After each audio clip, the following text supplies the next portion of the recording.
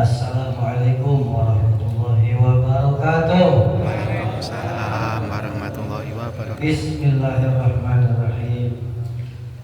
Alhamdulillahilladzi ja'ala kalimatal ladzina kafaru sufla wa kalimatullahi al-'ulya wallahul azizul hakim. Allahumma shalli ala nabiyyil hasyimiyyi Muhammadin wa ala alihi wasallam taslima amma ba'du. Ila hadrati syekhina wa sallallahu al-Fatihah.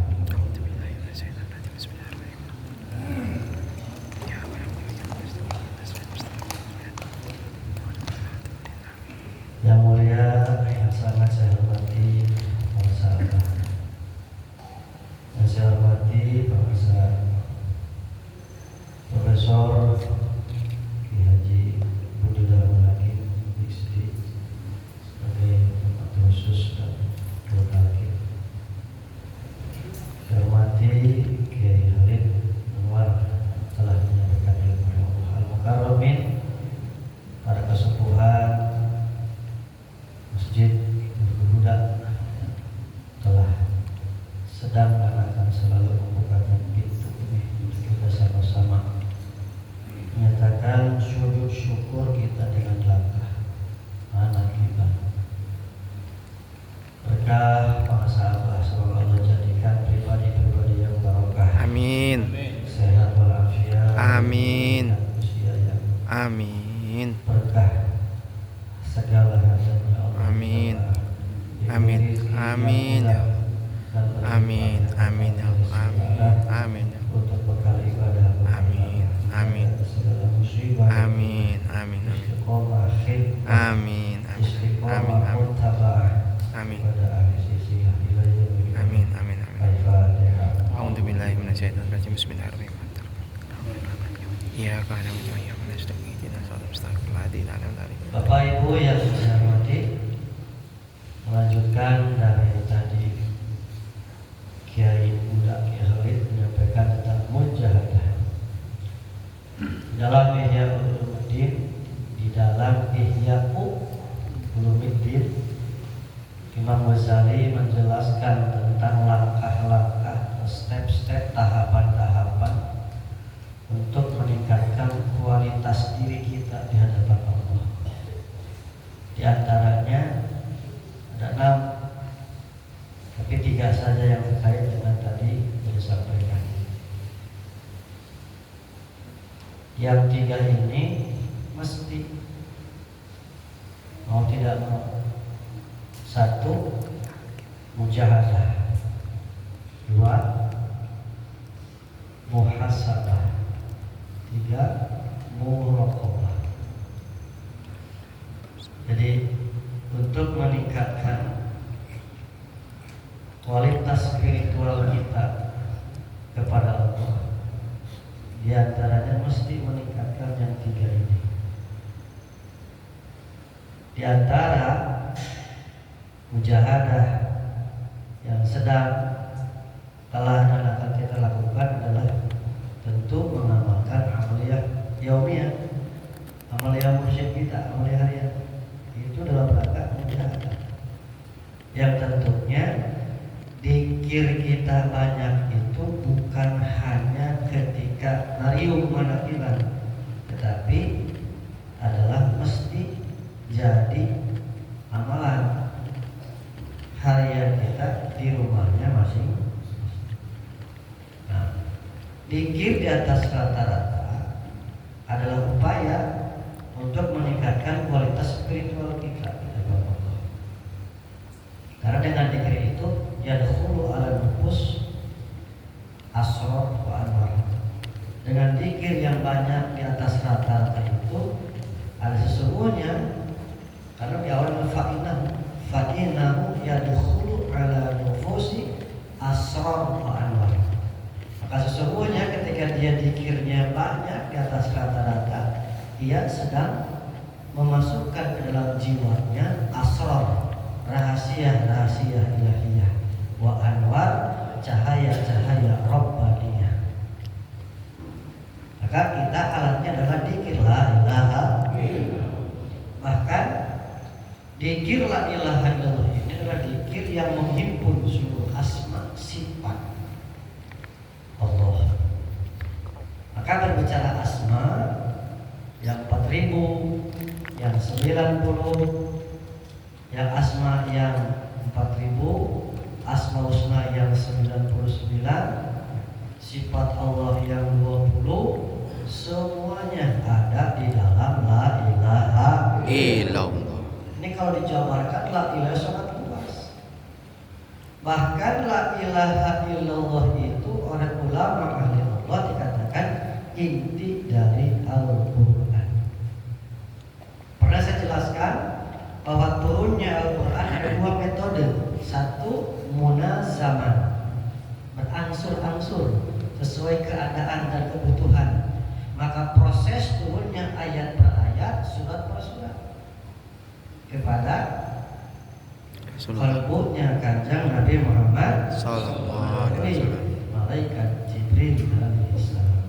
Proses turunnya ayat Al-Quran itu secara berangsur, istilah ilmunya adalah asbabun nuzul, sebab-sebab turunnya ayat dalam kondisi peristiwa yang Nabi alami dan Nabi hadapi.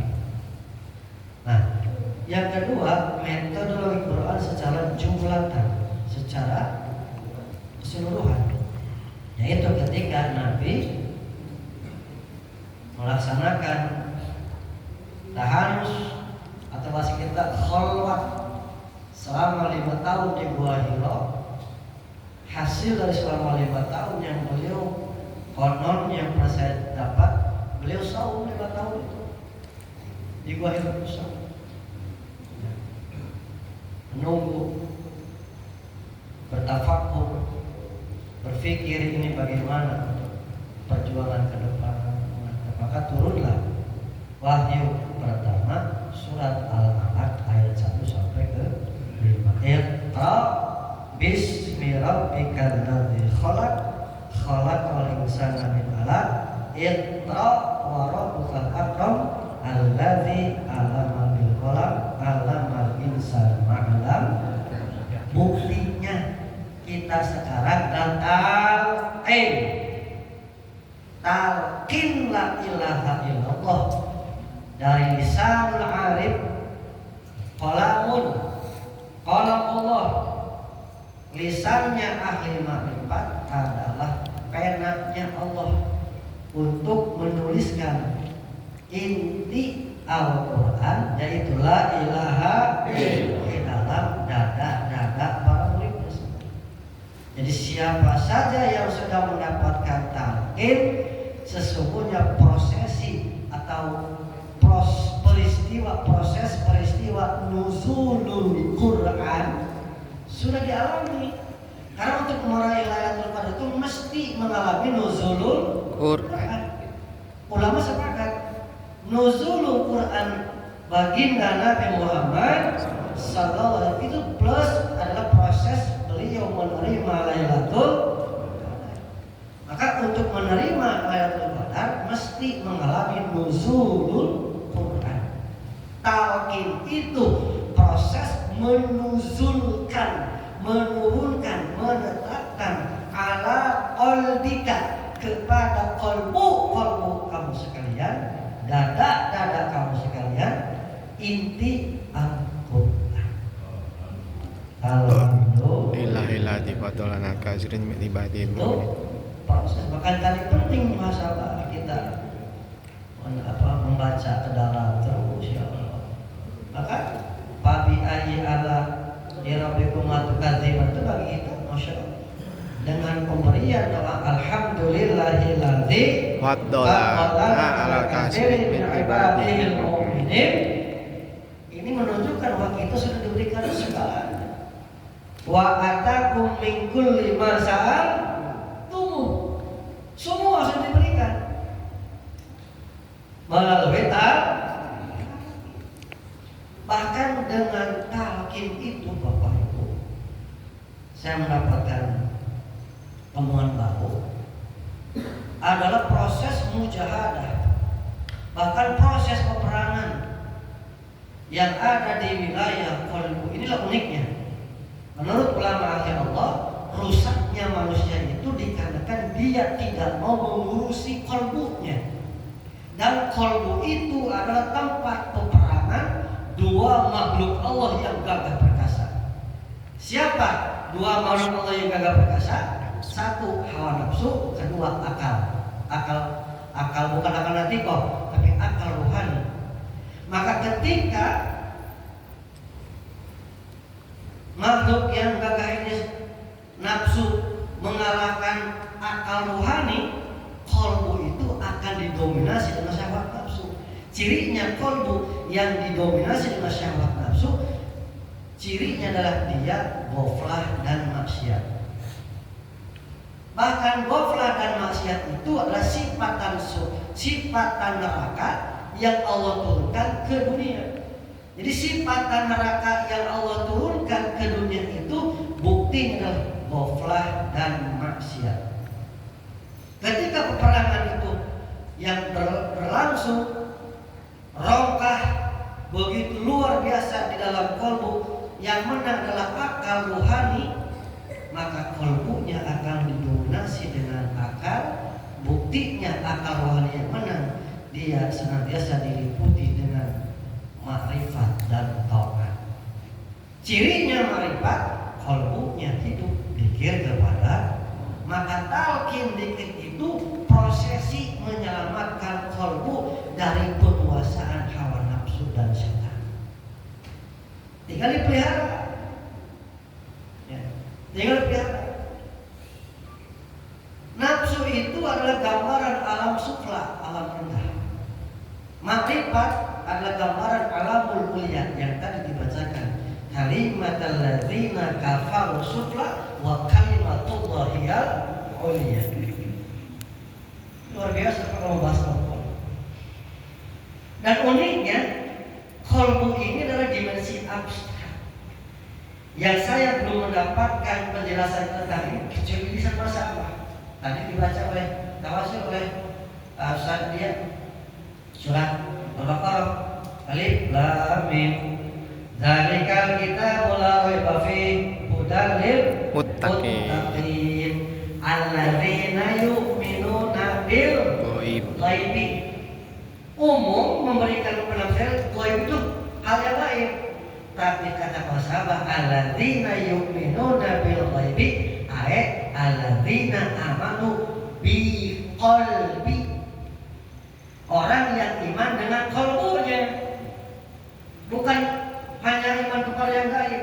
Kenapa dikatakan bi qalbi?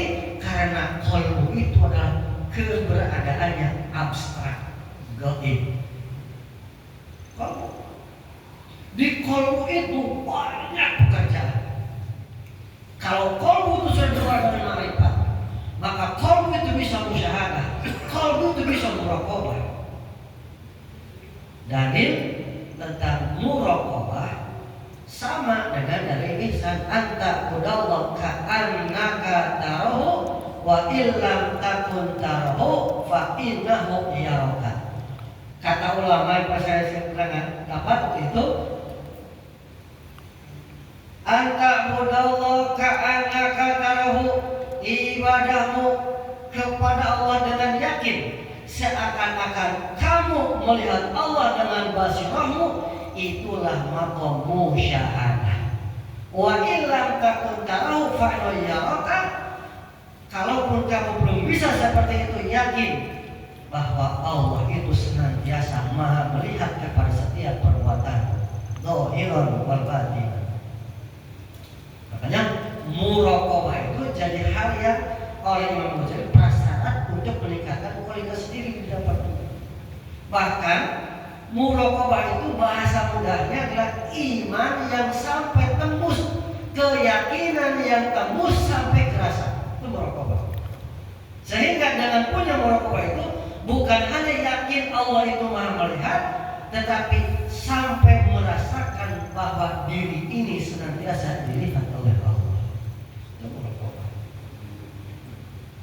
Nah, berkaitan dengan Isra dan Mi'raj, di dalam thariqah Qadiriyah wan Naqsyabandiyah secara umum ada tahapan 20 muraqabah. Di antara yang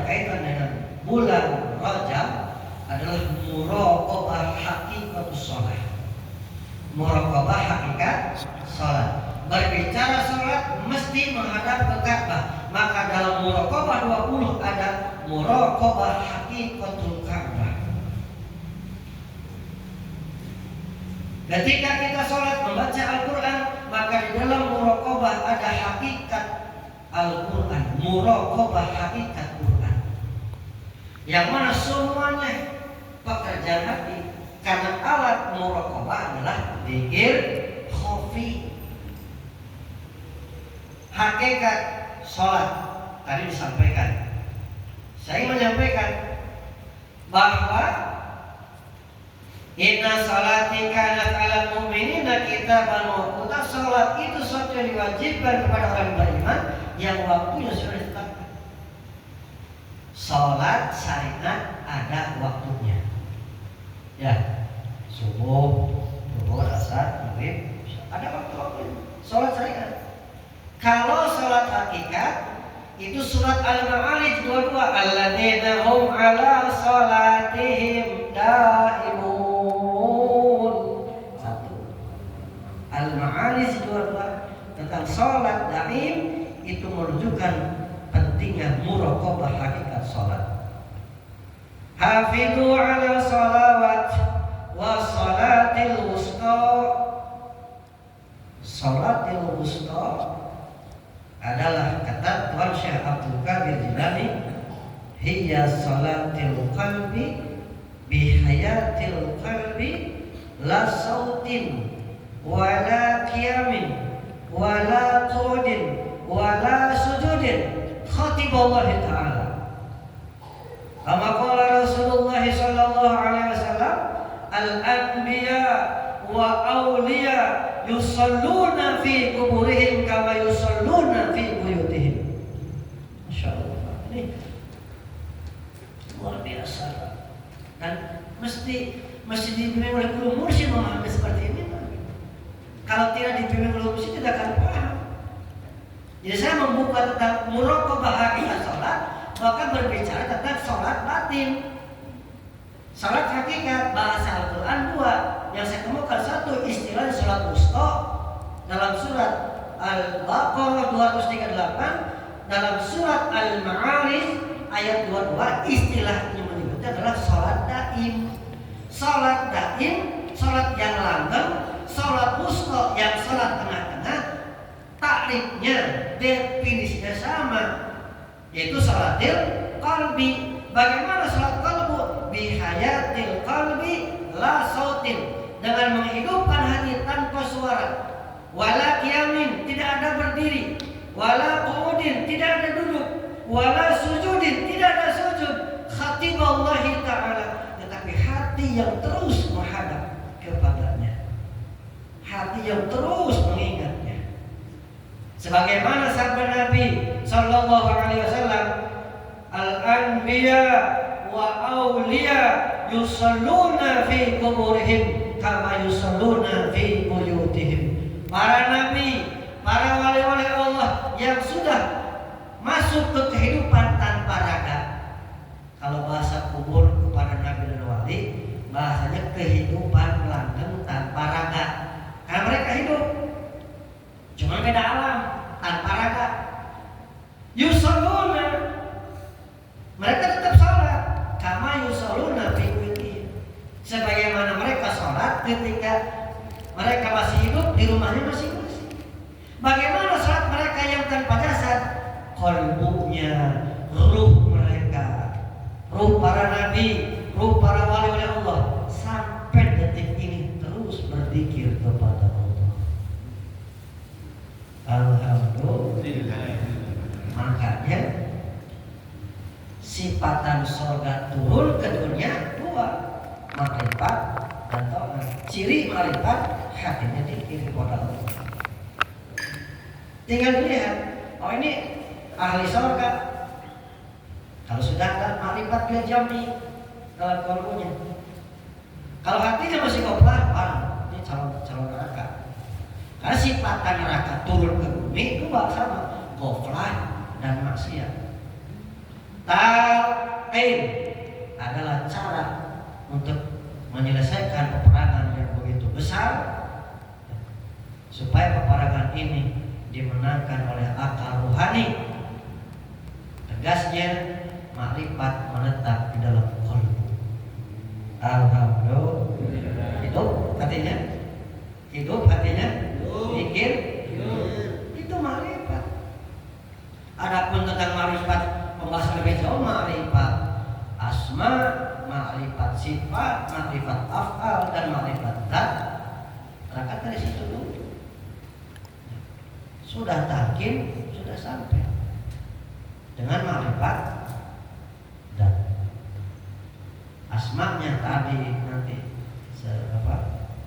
setiap pada sholat, makrifat melalui asma'nya, nama-namanya, makrifat melalui sifatnya, makrifat melalui af'alnya. Makanya di dalam la ilaha illallah ini sudah menghimpun asma, sudah menghimpun sifat, sudah menghimpun af'al dan zatnya. Makanya kita selanjutnya muhasabah. Muhasabahnya bagaimana? Perintah Nabi, khalaqu bi akhlaqin, takhallaqu bi akhlaqillah. Berakhlaklah kamu dengan akhlak Allah. Perintah itu bil amal. Takhallaqu bi akhlaqillah. Berakhlaklah kamu dengan akhlaknya Allah. Bagaimana maksudnya? Sifat-sifat Allah yang agung diupayakan, dimasukkan di dalam diri kita, dipraktekkan dalam kehidupan sehari tadi. Allah itu Ar-Razzaq, Allah Maha Pemberi rezeki. Kalau kita punya rezeki, berbagilah dengan sesama. Berarti ketika kita memberi, kita sedang memakai akhlak Allah Ar-Rahman, memakai akhlak Allah Ar-Rahim, memakai akhlak Allah Ar-Razzaq, Al-Wahhab, dipakai oleh kita. Makanya tentang hal ini mesti kita lebur dengan la ilaha illallah. Saya dulu sangat tertarik dengan ucapan bangsa Allah ketika bangsa Allah khidmat di Nurul Asro. Bangsa apa tegas? Lazim ala qauli la ilaha illallah hatta taghiba an la ilaha illallah bi la ilaha illallah. Itu saya sampai nyari di mana itu sumbernya. Ada kitabnya, dalam kitab Tabaqatul Kubra.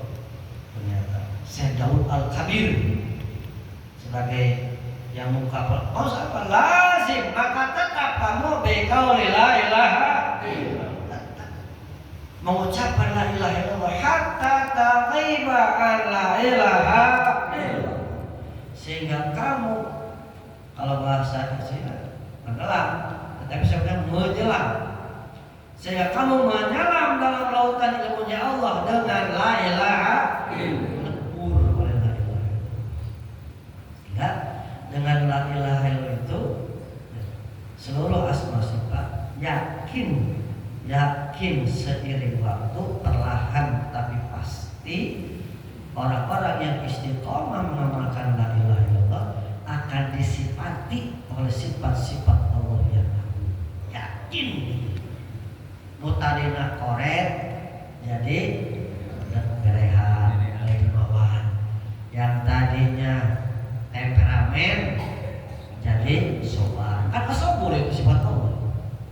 Yang tadinya senggol, bacok, kan itu ada gang, senggol, bacok. Jadi penyayang, jadi rahman, jadi rahim. Insya Allah, yakin pasti. Syaratnya ikut kepada bimbingan Syekh Mursi, tidak ada mukhalafah di dalamnya. Tidak boleh. Ikut, turut, tumut kepada petunjuk guru Mursi. Jadi salat wusta, salat daim, muraqabah hakikat salat sudah dalam diri kita, genggam dipegang. Tinggal sebagai bukti syukurnya kita amalkan dengan sebaik-baiknya, sebenar-benarnya, sesungguh-sungguhnya. Sampai kapan? Sampai habis umur. Wassalamualaikum warahmatullahi wabarakatuh.